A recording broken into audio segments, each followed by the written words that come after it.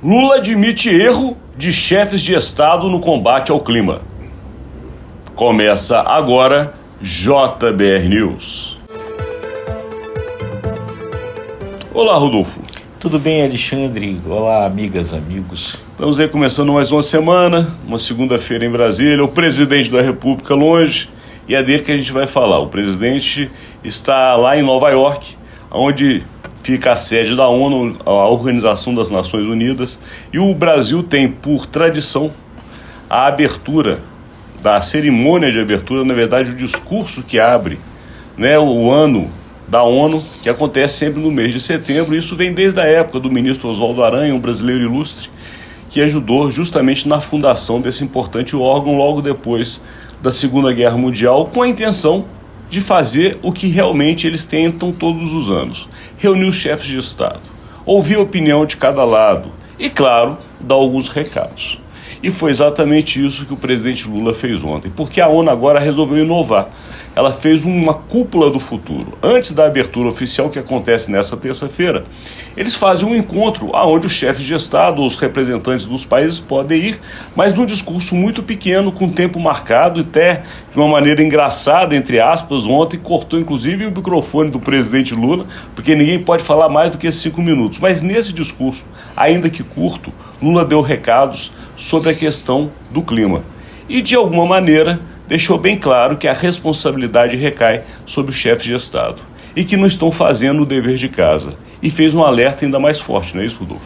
É bem isso mesmo. Lula chega nessa reunião aí na ONU, na Assembleia Geral das Nações Unidas dessa vez, um tanto quanto pressionado pelo que aconteceu, pelo que vem acontecendo aqui nos últimos dias, nas últimas semanas, que são essas grandes queimadas aí pelo país todo. Em alguns momentos, o Brasil tornou-se, por causa das queimadas, o país mais poluído do mundo. Em alguns lugares aí, Manaus, aqui em Brasília, pela emissão de poluentes por conta dos vários incêndios que aconteceram. Então, isso pressiona o Lula, porque, enfim, o Brasil sempre foi um exemplo de preservação ambiental e chega nessa situação lá. Então, o Lula resolveu, nesse discurso inicial na Cúpula do Futuro, que é uma cúpula das Nações Unidas justamente para discutir como enfrentar esse problema, como estabelecer um processo de desenvolvimento sustentável para o mundo daqui para frente. O Lula chegou cobrando duro, Alexandre. Ele bateu duro dizendo que a ONU não está se esforçando, que as Nações Unidas não estariam se esforçando o suficiente para resolver o problema. E fez um alerta perigoso, um alerta grave ali, porque ele disse que as metas de desenvolvimento sustentável, que é a chamada Agenda 2030, só vão ser cumpridas 17% delas, ou seja, nós vamos chegar em 2030 só com 17% do que tinha sido acertado cumprido, o que é muito ruim, e nós estamos sentindo os efeitos disso todos os dias aí nessa seca braba, com esses incêndios todos acontecendo aí pelo país. Lembrando, Rodolfo Lago, você que inclusive cobriu como jornalista o primeiro grande encontro que teve nesse sentido, que foi justamente no Brasil, no Rio de Janeiro, em 1992, a Eco 92, famosa em todo o planeta Terra, que já se preocupava de tomar ações naquele momento que pudesse fazer com que o clima e o planeta não chegassem ao ponto que nós estamos vivendo. Pouquíssima coisa foi feita. Você está falando agora de um discurso onde Lula alerta que talvez só 17% do que foi planejado para 2030 seja cumprido. O que foi planejado em 92, eu não sei o percentual, mas também foi baixíssimo. Ou seja, os chefes de Estado, eles não fazem o papel deles. E o Lula sofreu essas críticas dentro do Brasil também, antes de viajar. Porque justamente o governo brasileiro, ainda que tenha essa pauta ecológica como uma bandeira não somente nacional, mas do próprio governo, também neste caso nosso não agiu com a rapidez que era necessária.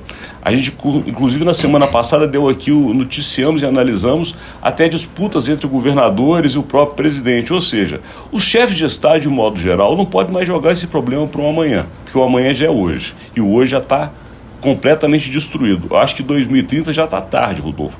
E se o presidente dá um alerta como esse, ele deu um segundo alerta, que também chamou atenção lá nos Estados Unidos. Ele falou da questão da tributação internacional, inclusive da tributação dos super ricos, para poder justamente criar aí uma forma de não somente terem ações de Estado, mas também ações financeiras de combate e proteção do clima.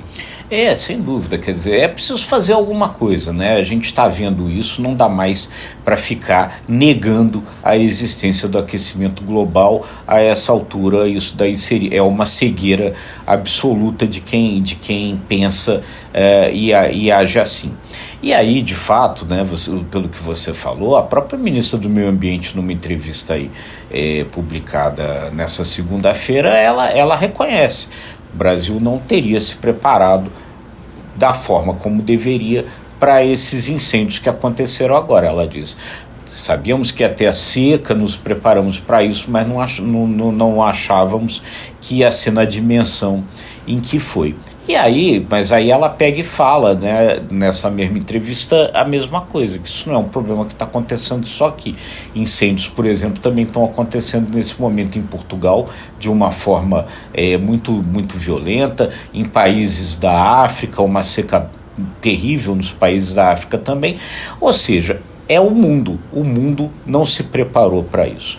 Você falou da Eco 92, a nação mais desenvolvida do planeta, os Estados Unidos, não assinou os tratados, né?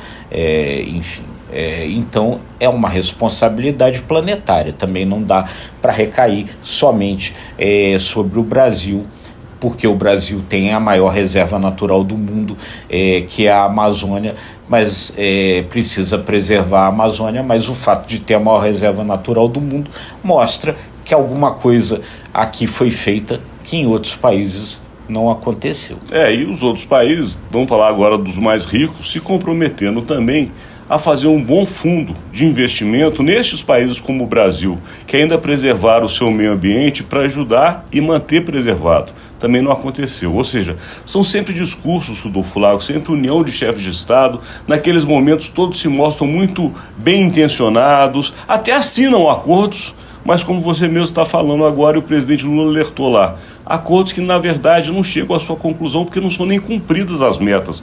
Então, ou seja, é o chover no molhado, né? Sem dúvida, né?